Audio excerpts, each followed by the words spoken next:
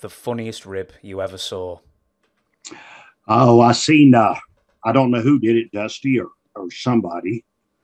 Uh, we were at a town. We were at Spartanburg, South Carolina. I don't know if it was. I think it was Dusty that did this. We had a guy out there named. They had Jim Dellinger. He was a big police officer, but that watched the boys, so he knew everybody in every town. So we get to Spartanburg, and the police come in the back, right? And they're going to arrest Jimmy Cornette for statutory rape. All right.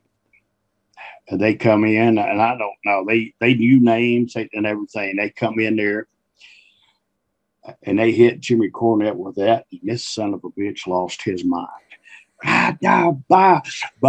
And say baby doll knew it, and she's sitting over there. And Jimmy don't, when she like kind of cracked a smile. He goes, motherfucker, this ain't fucking funny. And this went on forever. No, they got him up there. They searching him, going through his bags and all kinds of shit. And then finally, they told him it was a rib. Well, it didn't matter. Every son of a bitch that was back there got cussed out. I hate every one of you motherfuckers, man. Beep, beep, bop, bop, bop, dot, dot. But that was one of the best ribs I've ever seen.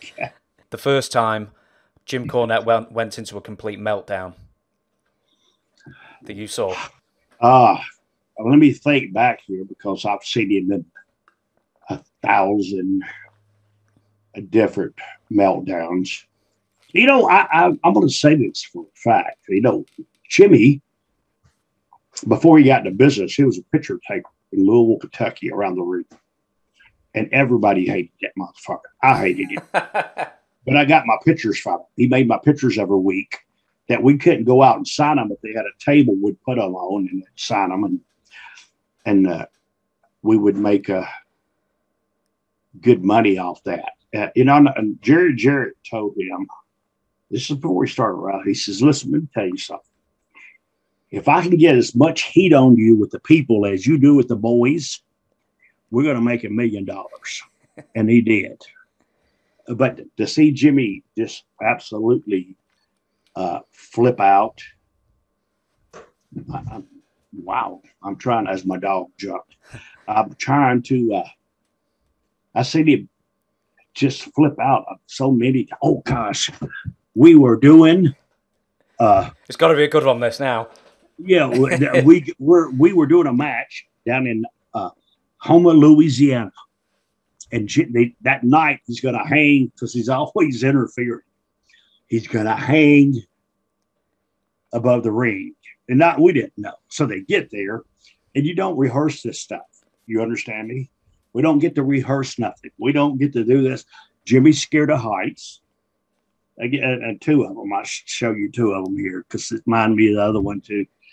Jimmy's scared of heights. So we get out there and get ready to wrestle, and they put one of these strap things on him with a hook on the back, and they hooked him up. They pulled him up off the ring, and I guess it's got his nuts pinched, and you can't hear him. This bitch, he's up there screaming, "Five motherfucker, go home, y'all!" Oh, I mean, this went on and on, and they let him down, and Jesus Christ, he cussed every son of a bitch in that building. But in Houston, Texas, they had a steel cage. But in Houston, we used to draw unbelievable people. So this same thing, they made a steel cage when they put that strap on. And they got him up over the ring. Well, Robert gets on this top turnbuckle, and he dives up and grabs the cage and swings. And it's swinging back, and Jimmy's in that steel cage, right? I look up there at him, he's going, "Fuck yeah." And you could hear him all over the building, I hate you, motherfucker. And it was the same thing. We had the match because, it was a blow off him in that cage. they let him down. And Jesus Christ, he was cussing Bobby, Dennis, Buddy Landale, he was cutting interviews on everybody. And I just ran out the back door. I ran to the dressing room the other way because it was so hilarious. But Jimmy, I mean, he turned bipolar, bro. But he turns bipolar every day now, so it's nothing new. It's nothing new. It just speeds up back and forth more. Oh, God. Just because you mentioned him, why did Dennis Condrey leave the Midnight Express? It's never been said publicly. I don't know. And I still don't know. And you know why? I did not. I figured it was none of my business. You know, I love Dennis. Dennis was, Dennis taught all of us. You know, back when we did our angles was with the Midnight Express and Cornette. And, Dennis he directed traffic. I don't know if you know that or not. He was the big deal of the business. And this all of a sudden, Vince, please quit calling me. And and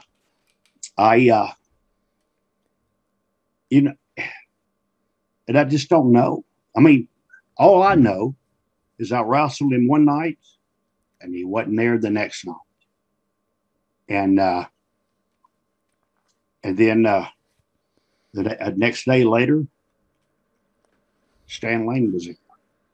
But it didn't, like I told you earlier, it's very hard to ever do something like that, to replace somebody with somebody else. But Stan, being that good-looking heel and that charisma and that talk he had, it instantly made him. And our angle never stopped. It went right. I mean, and we still selling out. Greatest thing in the world. I will. But I don't know. We get back. I don't know why. I never asked him. I know that Dennis only told Jim and Stan in the 2000s, and they've both said, we'll never tell anyone else. So whatever it was, only a few people know. I don't know. No. I don't. It had to be something. Yeah. Something. It would have been something big. Whatever it was something big. He was gone for a long time. I didn't see him for maybe 10 years. And I'm serious. Yeah. Dennis has cancer now. He's got. He doesn't, does he? Yeah, he has one of those holes in his. What happened here? Oh, I'm still good here. Okay, I'm gonna push cancel on that. Oh, there you go. So, he has a hole here that he talks like that, but it's okay. I love Dennis. We all got over.